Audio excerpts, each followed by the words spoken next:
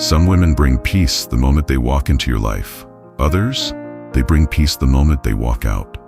This isn't about bitterness, it's not about blame. It's about clarity, because if you've lived long enough, and I know you have, you've already seen the signs. The charm that feels just a little too perfect, the smile that hides a sharp edge, the warmth that suddenly turns cold when you need it most. In a world that often praises appearances and ignores intentions, it's easy to be fooled. But a Stoic man does not live with illusions. He observes, he listens, he discerns. And when something threatens his peace, his dignity, or his path, he acts. Today we're going to uncover 7 unmistakable signs that a woman near you is not who she pretends to be. Not because we're judging, but because peace is something you protect, not something you beg for. As Marcus Aurelius once wrote, the happiness of your life depends on the quality of your thoughts. And I'd add this, your peace depends on the people you allow close to you. So if you're ready to sharpen your clarity, reclaim your focus, and never again trade your dignity for temporary affection, stay with me. Let's begin. Sign number 1, she's always the victim. At first, you're drawn in by her openness. She tells you stories with watery eyes and a soft voice about how her childhood was painful, how her friends betrayed her, how her ex was emotionally abusive, how her boss overlooked her again and again because he was intimidated by strong women, how her own family, her blood, never really saw her worth, and you listen, you care, you believe her. Because men like you, men of reason, compassion, and honor, don't judge too quickly. You want to be fair, you want to understand. And maybe, somewhere deep down, you want to be the one who helps her finally feel safe. But the longer you stay, the more the stories repeat themselves. And they all share one thing in common. She's never at fault. Every breakup was the other person's mistake. Every conflict, the other person's fault. Every setback, someone else's sabotage. Every disappointment, the world being unfair to her, again. At first, you think she's just had a rough life. But then you realize, she doesn't just share pain. She cultivates it, she collects it, and she uses it. It becomes the lens through which she sees everything, including you. You begin to notice that your role in her life is limited to 2 options: be her rescuer or be her next enemy. If you listen, support her blindly, agree with everything she says, you're the good guy. But the moment you express a different opinion, set a boundary, or suggest she might share some responsibility, you're suddenly cold, uncaring, just like the rest. Before long, you're walking on eggshells. Not out of love, but out of fear. Fear of triggering the next emotional spiral. Fear of being cast as the villain in her latest story. And that's when you realize you're no longer in a relationship, you're in a script. A script she's been writing for years, where she's always the misunderstood heroine, and everyone else eventually becomes the antagonist. The Stoic lens. Marcus Aurelius said, "You have power over your mind, not outside events. Realize this, and you will find strength." A woman trapped in perpetual victimhood has rejected that truth. She chooses to live not from reason but from blame, not from strength but from helplessness. And she expects you, not to walk beside her, but to carry her emotional weight indefinitely. But the Stoic man does not live in other people's narratives. He does not lose himself in emotional theater. He chooses clarity over chaos, responsibility over resentment, freedom over guilt. Because here's the hard truth. A woman who refuses to take ownership of her life will never allow you to take ownership of yours. Your peace will become a casualty in her war with the world. What you must do. The answer is not to fight, not to argue, not to beg her to see the truth. No, your job is simpler, but harder. You must refuse to participate. You hold your ground when the stories turn toxic. You stop apologizing for things you didn't do. You stop explaining yourself when logic is no longer welcome. You stop rescuing someone who uses suffering as leverage. And if the stories never change, if every month brings a new villain, if every day feels like walking into a courtroom where you're always on trial, then you walk away. Not with anger, not with bitterness, but with the quiet strength of a man who values his peace more than someone else's chaos. Final reflection. Victimhood is not the same as vulnerability. Real vulnerability is beautiful. It opens the door to growth, healing, intimacy. But victimhood is different. It's weaponized emotion. It demands without giving. It manipulates without conscience. A A Stoic man knows the difference. He's not afraid to offer compassion, but he's also not afraid to withdraw it when it's being used against him. So remember this. Your duty is not to save her from her past. Your duty is to protect your present and your future. And if that means walking away, then you do it. Not because you don't care, but because you finally do for yourself. Sign number 2. She's addicted to drama. At first, it feels exciting. She's full of energy, passionate, vibrant. She tells stories with fire in her voice and intensity in her eyes. There's never a dull moment. Your phone buzzes constantly, the conversations are electric, and your time together feels like a scene from a movie. But then, slowly, the excitement turns exhausting. What starts as high energy reveals itself as emotional turbulence. What felt passionate now feels volatile. The small disagreements, they explode. The simple miscommunications, they spiral. The calm moments, they're brief, and somehow they never last. Because peace doesn't fuel her. Chaos does. A woman addicted to drama isn't content unless something is stirring. If things get too calm, she will create conflict out of thin air. You were 5 minutes late. Clearly you don't care about her. You said you were tired. Obviously you're losing interest. You didn't react to her story the right way, so now you're emotionally unavailable. You try to explain, to reassure, to reason. But every word you say feels like gasoline on the fire. She doesn't want resolution. She wants intensity. Because drama gives her something ordinary life can't. Control, attention, power. It places her at the center of the storm where she can direct the script, play the victim, play the savior, or play the martyr, all depending on the moment. And you become her co-star, whether you like it or not. The cycle, here's how it goes. 1. She creates conflict, sometimes subtly, sometimes explosively. 2. You respond, trying to fix it. 3. She draws you in deeper, emotionally, psychologically. 4. And just when you think it's over, it starts again. It's not about the content of the argument, it's about the feeling, that rush, that power, that thrill. But for you, it's not thrilling, it's draining. You find yourself walking on eggshells. You start questioning yourself. You feel the anxiety building before every conversation. And before long, you're no longer trying to grow in love. You're just trying to avoid another fire.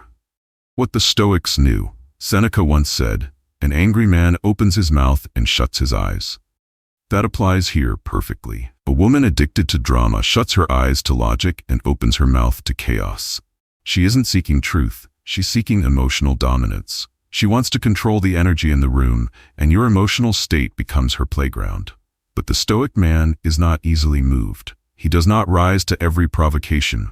He doesn't play emotional ping pong. He watches, he listens, he chooses when and if to respond. Because here's what you must understand. If you're always reacting, you're never leading. And a man who is always reacting to chaos slowly loses his ability to choose peace. What you must do, you don't fight fire with fire. You don't match her chaos with logic. That won't work. Instead, you disengage from the game. You step back, not out of fear, but out of discipline. Let her storm, but don't get wet. Let her monologue, but don't become the audience. Let her provoke, but don't perform. This isn't about ghosting. It's about grounded boundaries. You communicate clearly, but you do not argue endlessly. You observe the patterns, but you do not lose yourself in them. You choose serenity over spectacle, clarity over chaos. As Epictetus taught, we cannot choose our external circumstances, but we can always choose how we respond to them. Final reflection. A woman who thrives on drama will keep you in emotional turbulence, not because she hates you, but because she needs the noise. Peace threatens her. Stillness terrifies her. Silence makes her feel invisible. But for the Stoic man, these are not enemies, they are virtues. They are signs of inner mastery. And you must protect them with your life. So here's the truth. You cannot build a future with someone who treats conflict like fuel. You cannot create peace with someone who destroys it for entertainment. And you cannot grow in love when you're always fighting for stability. The solution? Step out of the play. Let the curtain fall and leave the theater, not because you're afraid of conflict, but because you've finally chosen peace, the kind that doesn't come with an audience. Sign number 3, she controls through guilt. Some women use their charm, some use silence. But the most dangerous ones? They use guilt. Not loudly, not obviously. It's quiet, delicate, almost loving. You don't even realize it's happening until it's already happened. You change your plans. You apologize for things you didn't do. You carry a weight that doesn't belong to you. Why? Because deep down, you've been made to feel like you owe her. The psychology of guilt. Guilt is one of the most powerful emotional levers. Psychologists say it triggers the same areas in the brain as physical pain. That's why it aches. It sits heavy in your chest. It makes you restless, anxious, emotionally foggy, and a certain type of woman knows exactly how to use that. At first, it's subtle. You say, "Hey, I've got a lot on my plate right now." She replies with, "I guess I'm just not a priority anymore." You mention needing a weekend to yourself. She sighs, "I thought we were past this phase."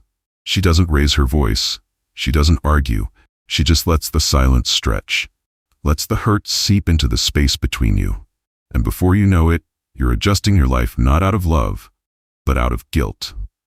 The invisible script. In a healthy relationship, choices are made with intention, from clarity and mutual respect. But when guilt enters the room, the script changes. Now, your decisions are dictated by emotional manipulation. You cancel your gym sessions. You postpone that guy's trip you'd planned for months. You skip work events, family visits, not because you want to, but because she made it feel wrong if you didn't. That's the trick. Guilt makes freedom feel selfish, and the more you give, the more she expects, not through direct demands but through emotional withdrawal, the disappointed look, the cold shoulder, the phrase, "it's fine," when clearly it's not. She never has to say it outright, because now you do it to yourself. The Stoic perspective. Epictetus once said, "No man is free who is not master of himself." That's the heart of it. If your decisions are guided by guilt, not reason, not values, then you've surrendered your freedom. And here's where Stoic wisdom becomes your lifeline. Guilt, when it's healthy, shows us where we've violated our own principles. But when guilt is manufactured, weaponized, it's no longer yours. It's someone else's tool to control you. You don't owe your energy to someone who demands it by making you feel like a failure. You don't owe your life to someone who confuses sacrifice with love. Love is a gift freely given, not a debt to repay, the real cost. The longer you stay under the spell of guilt, the more you lose touch with your own voice. You stop asking, "What do I want? What do I value? What matters to me?" And instead you ask, "What will keep her from being disappointed? What can I do to avoid another silent treatment? What do I need to give up to keep the peace?" But this kind of peace isn't peace at all. It's submission. It's slow self-erasure. And eventually, you don't recognize yourself. You're no longer living your own life. You're playing a part in someone else's emotional drama and calling it love. The way forward. So how do you reclaim yourself? You start by noticing the patterns. When does the guilt show up? What choices make you feel selfish? Whose disappointment controls your actions? Then you do the hard thing. You stop apologizing for your boundaries. You stop explaining yourself to someone who never asked you to begin with. You start choosing based on principle, not pressure. You make space between your emotions and your reactions. You act, not out of fear, but out of truth. And when she tries to pull you back into guilt with silence, sighs, or sadness, you don't argue. You don't justify. You simply hold the line. Final reflection. There's a difference between love and guilt. One gives freely, the other takes quietly. And while love strengthens a man, guilt slowly breaks him. The Stoic path teaches us to walk upright, not bent beneath the weight of someone else's manipulations. So here's the truth. If she uses guilt to control you, that's not partnership. That's power play. And you were not made to live in a role that requires you to disappear. You were made to stand tall, to live by reason, to give love from strength, not surrender. Sign number 4, she lacks empathy. There are moments in life when words aren't enough. Moments when you don't need someone to fix it, you just need them to feel it with you. That's when true empathy shows up, or doesn't. One of the clearest signs you're with the wrong woman, she lacks empathy. Not because she's evil, but because she simply cannot or will not step outside of herself to meet you where you are. And when life hits hard, you'll feel it. What it looks like, you've had a long week. Exhaustion is written all over your face. You mention how you barely slept, how work's been chaos, how you just need a moment to breathe. She glances up, half a nod. Then, "Anyway, you won't believe what my coworker said to me today." No pause. No, "I'm sorry to hear that." No, "Come here, sit with me." Just a pivot, straight back to herself. At first you brush it off. We all get distracted. We all have off days. But the pattern repeats. You open up about your father's illness. She says, "That's tough. I know exactly how that feels. My dog was sick last month." You share a dream. She laughs. "That's silly. Why would you even want that?" You bring your soul to the table. She brings her phone. And slowly, your heart learns to stay quiet. Because what's the point of sharing with someone who doesn't hear you? The Stoic truth. Marcus Aurelius wrote, "Waste no more time arguing what a good man should be. Be one." Let's add to that. Waste no more time hoping someone becomes what they've shown they're not. Empathy isn't something you can teach. You can't explain it into someone. You can't beg for it. It either lives in her or it doesn't. And when it doesn't, you'll feel a different kind of loneliness. The kind that exists even when someone is sitting right beside you. That is the loneliest place a man can be. Why it matters. Life will not always be smooth. There will be grief, failures, uncertainty, loss. And when those storms come, you need someone beside you. Not someone who changes the subject when the skies get dark. You need someone who stays, who listens, not to reply, but to understand. Who knows that sometimes the strongest support is found in silence, not solutions. A woman who lacks empathy will try to fix you when you just need to be felt. Or worse, she'll become impatient with your pain because it's inconvenient to her emotional schedule. And when that happens, you don't just lose comfort, you lose trust, you lose connection. And eventually, you lose yourself. Because you've been taught that your feelings don't belong. What Stoicism teaches. A Stoic man doesn't demand others feel what he feels, but he does notice who can. He doesn't need to be rescued, but he does deserve presence. Stoicism isn't about bottling things up. It's about channeling emotion through clarity and control, not hiding, not suppressing.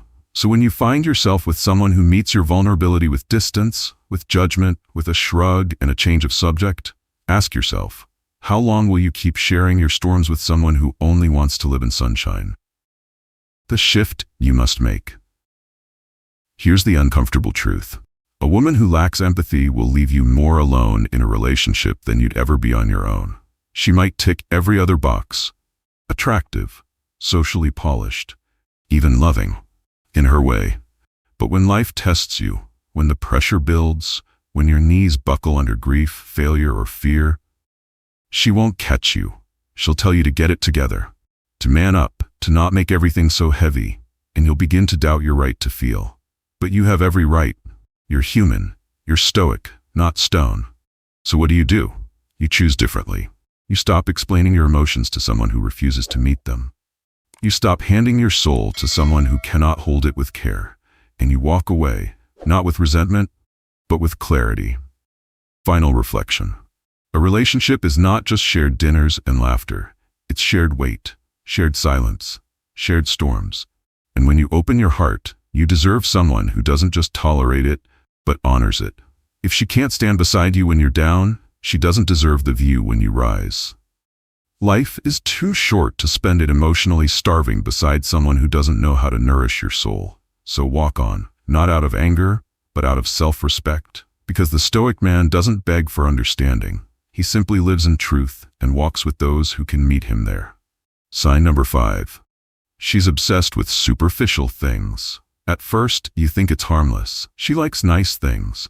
Designer handbags, the latest phone, fancy restaurants. She's polished, presentable, put together. What's wrong with that? Nothing. Until you realize her obsession with appearances goes deeper than taste. It's not about quality anymore. It's about status. Suddenly, the question isn't what you have, but what it says about you. How big is your house? What car do you drive? What job title do you hold? And beneath those questions, another, more subtle one. Are you enough?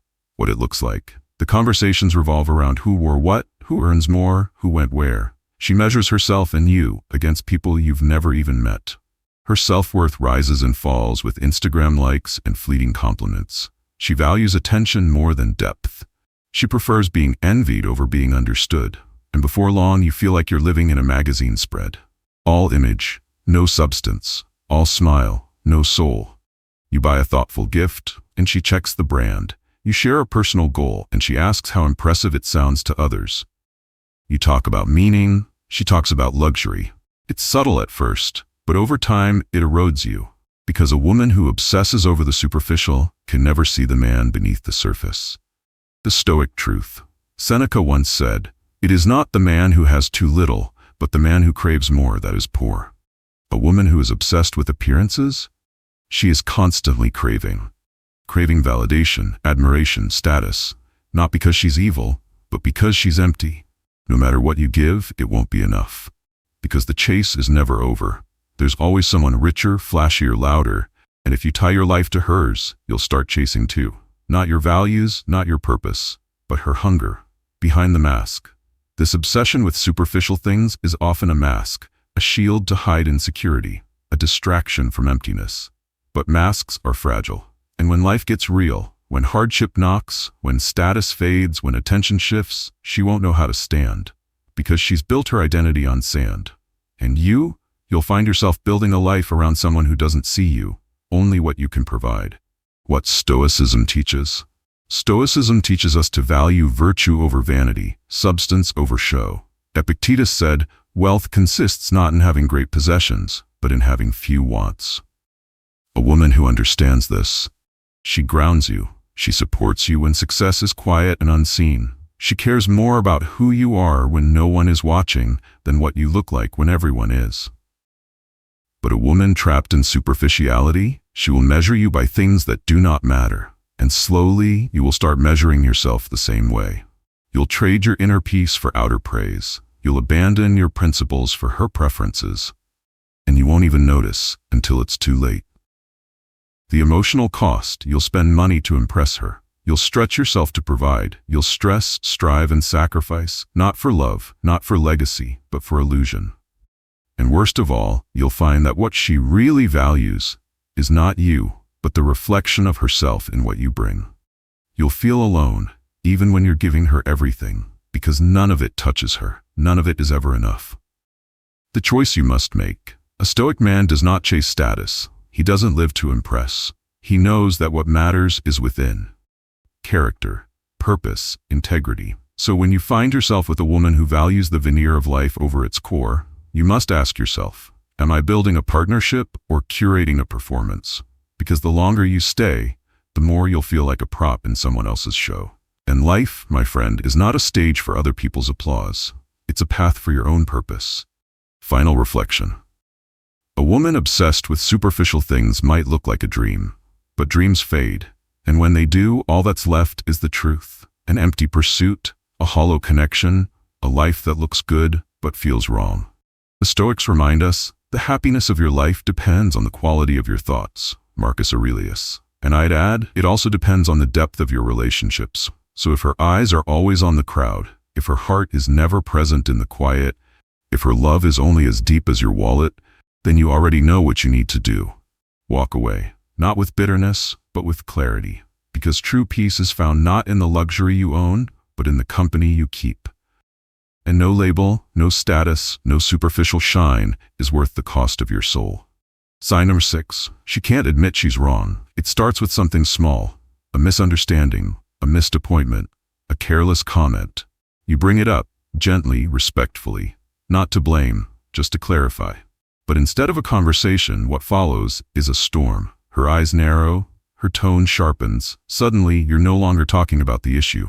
Now you're defending your tone, your intentions, your character. The focus shifts, not to what happened, but to how you made her feel. Now you're the problem. What it looks like. She can't admit she was wrong, not even once, not even when the facts are undeniable. You could show her evidence, replay the moment, lay it all out, calmly and clearly. Still, she finds a way to twist it. You misunderstood me. You're making a big deal out of nothing. You always do this. And just like that, you're no longer resolving anything. You're stuck in a loop, defending yourself, chasing logic in a place where logic doesn't live. Over time, you stop speaking up. You learn that honesty leads to arguments, that truth becomes fuel for her defensiveness, and without even realizing it, you begin to shrink.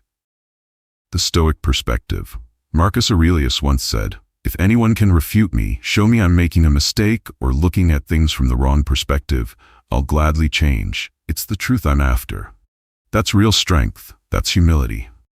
That's what love should look like. But when a woman is more committed to being right than being real, you'll never have that.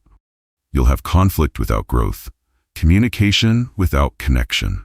A relationship where learning is impossible, because one side is never allowed to be wrong. This kind of dynamic doesn't just block resolution, it breeds resentment. You begin to feel like the bad guy, even when all you're doing is telling the truth. And worse, you start to doubt yourself. Maybe I'm being too harsh. Maybe I am overreacting. Maybe it's not worth bringing up. And in that self-doubt, you lose your voice, you lose your power. The deeper issue. Here's the truth most men miss. This isn't about ego. It's about insecurity.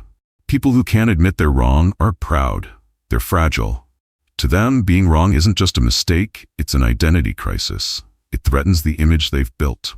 So instead of facing the discomfort of accountability, they choose denial, deflection, gaslighting. And if you stay long enough, they'll teach you to abandon your truth for the sake of peace. But that's not peace. That's emotional submission. The Stoic response. Stoicism teaches us that our power lies in how we respond, not in controlling others, but in controlling ourselves. Epictetus said, "No man is free who is not master of himself." So how do you respond to a woman who never admits she's wrong? You stop trying to win. You stop needing to prove your truth to someone who's not interested in hearing it. You speak with calm, you state facts with clarity, and then, when necessary, you walk away with dignity. Not because you're weak, but because you refuse to live in a relationship where truth is unwelcome. Why this matters. A partner who can admit they're wrong is a partner who can grow, who can learn, who can love with humility. But a woman who refuses to acknowledge her flaws? She builds walls instead of bridges. She creates distance when you seek closeness. She protects her ego at the cost of your connection. And the longer you stay, the more you'll feel like the enemy in your own story. The choice. You can stay and hope she changes. Wait for her to one day say the words you've needed to hear for so long. "You're right, I'm sorry." Or you can choose something else, not out of pride, not out of anger, but out of self-respect. Because a real partnership isn't about winning or losing, it's about growing together. And growth only happens when both people are willing to admit, "I was wrong, let's do better." So ask yourself, are you in a relationship where mistakes are lessons? Or are they weapons? If it's the latter, no amount of love, effort, or patience will change it. Unless she chooses to face herself first. And that's not your responsibility. Final reflection, there's no shame in being wrong. Only in pretending you're always right. The Stoics teach us to pursue truth, not pride. To seek wisdom, not victory.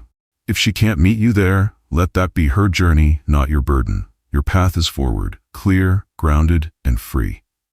Sign number 7, she disrespects your time. Of all the things you can give someone, your money, your energy, your affection, the one thing you can never get back is your time. And that's why when a woman consistently disrespects your time, she's not just being careless, she's showing you exactly how little she values you. Let's be clear, being late once or twice is human. Plans changing due to emergencies, that's life. But when it becomes a pattern, when you're always the one waiting, always the one adjusting, always the one understanding, that's not just disrespect, that's neglect. What it looks like, she's 20 minutes late, then 40. Eventually she doesn't show up at all. Maybe she cancels plans at the last minute, not because something urgent came up, but because she didn't feel like it.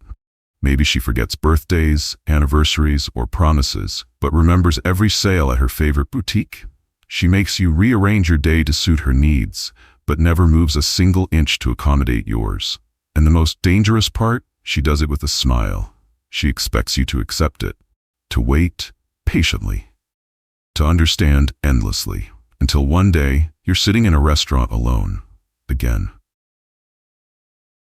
A story worth telling. There was a man I knew, Richard, successful, disciplined, a man who built everything in his life from the ground up. But in love, he kept building where he should have walked away. The woman he was with was charming, yes, but she was always just a little too busy, always just a little late, always just a little distracted. He gave her his weekends, she gave him excuses. He gave her his time, she gave him silence. And one day as he sat at a cafe alone again, he said something I'll never forget. "I feel like I'm always waiting, not just for her, but for respect." the deeper truth. The Stoics warned us about this long ago.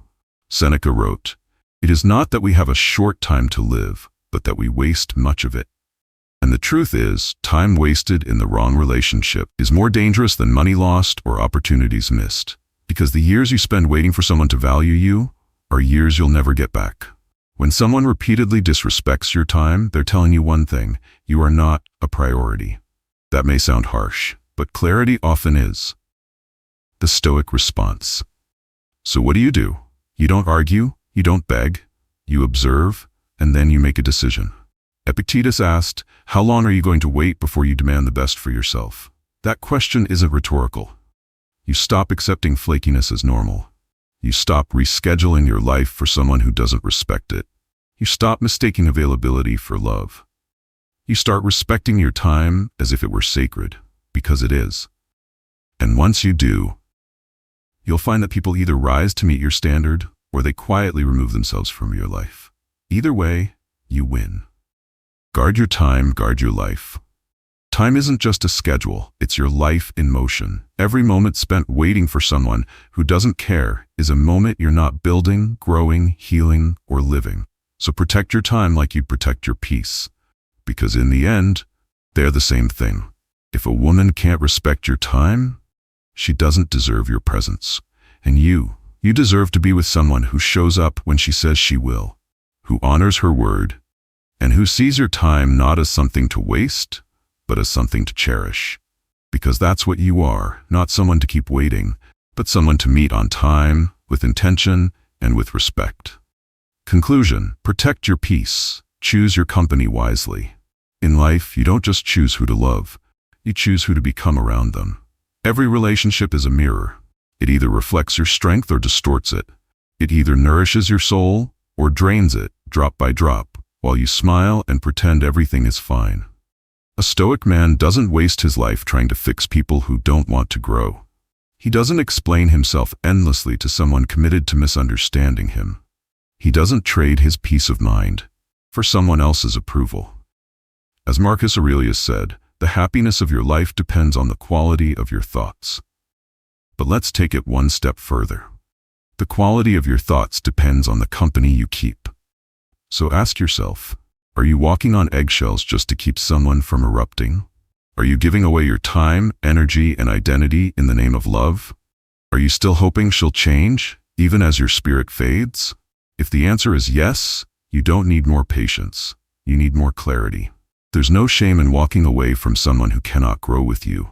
There is only wisdom in protecting what's sacred: your values, your time, your peace, your future. Because the man who stands firmly in his principles is a man no chaos can shake, no guilt can manipulate, and no shallow beauty can distract. Choose peace over chaos. If this message resonated with you, if something deep inside said, "This is what I needed to hear," then don't stay silent. Comment below, "I choose peace." Let the world know you're done living small for someone else's comfort. Subscribe to this channel if you're ready to build your life with purpose, strength, and stillness.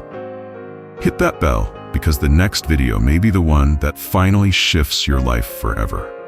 And remember this, you don't need to wait for someone else to change. You only need to decide you're no longer willing to live beneath your worth. Walk forward, stand tall, and never again confuse love with sacrifice that costs you yourself. I'll see you in the next video, warrior. Until then, stay grounded, stay strong, and stay free.